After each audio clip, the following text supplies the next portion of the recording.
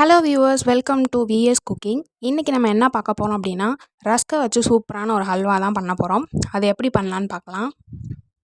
First இந்த ரஸ்க்கை நம்ம மிக்சியில் போட்டு நல்லா பவுடராக அரைச்சிக்கலாம். இந்த மாதிரி நம்ம ரஸ்க்கை நல்லா பவுடராக அரைச்சி எடுத்துக்கலாம். அப்போ தான் நம்மளுக்கு ஹல்வா கெட்டிப்படாமல் வரும். இப்போ நம்ம ஒரு கடாய் எடுத்து அதில் 4 டேபிள் ஸ்பூன் நெய் ஊற்றிக்கலாம். இப்போ நம்ம நெய்யில் 8 முந்திரியை போட்டு வறுத்து எடுத்துக்கலாம். இப்போ பொன்னிறம் வந்ததுக்கப்புறம் நம்ம முந்திரியை எடுத்துக்கலாம்.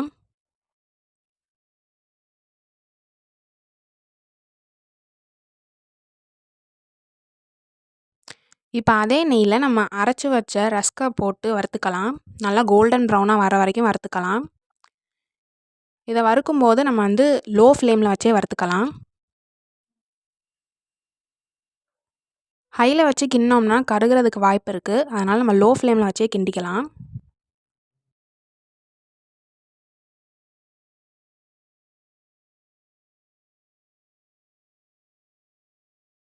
இந்த மாதிரி கோல்டன் ப்ரௌனாக வர மாதிரி நம்ம வறுத்து எடுத்துக்கலாம்.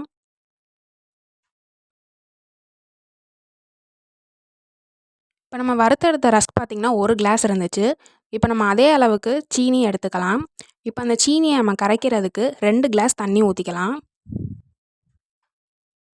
சீனி தண்ணியோடு நல்லா கரைஞ்சா போதும். பாகு பதத்துக்கு வரணும்னு அவசியம் இல்லை.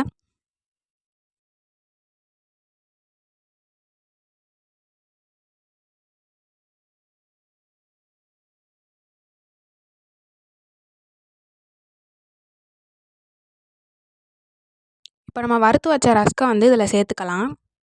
சேர்த்துட்டு இதை நம்ம கெட்டிப்படாமல் கிண்டணும். அப்போ தான் ஹல்வா நல்லா வரும். இப்போ நம்ம இதை சிம்மிலே வச்சு கிண்டிக்கலாம், கெட்டிப்படாமல். இப்போ பாருங்கள், நம்மளுக்கு ஹல்வா பதம் வந்துருச்சு. உங்களுக்கு வேணும்னா நம்ம எக்ஸ்ட்ரா நெய் கூட ஆட் பண்ணிக்கலாம்.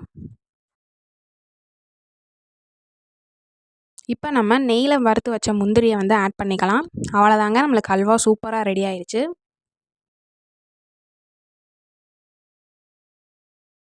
இப்போ பாருங்கள், நம்மளுக்கு சூப்பரான ரஸ்கில் செஞ்ச ஹல்வா ரெடி ஆகிடுச்சு.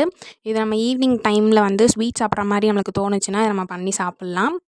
இந்த வீடியோ உங்களுக்கு பிடிச்சிருந்துச்சுன்னா லைக் பண்ணுங்கள், ஷேர் பண்ணுங்கள், சப்ஸ்கிரைப் பண்ணுங்கள். பக்கத்தில் இருக்க பெல் ஐக்கானை மறக்காமல் கிளிக் பண்ணுங்கள். அடுத்த வீடியோவில் இன்னொரு டிஷ்ஷோட உங்களை மீட் பண்ணுறேன்.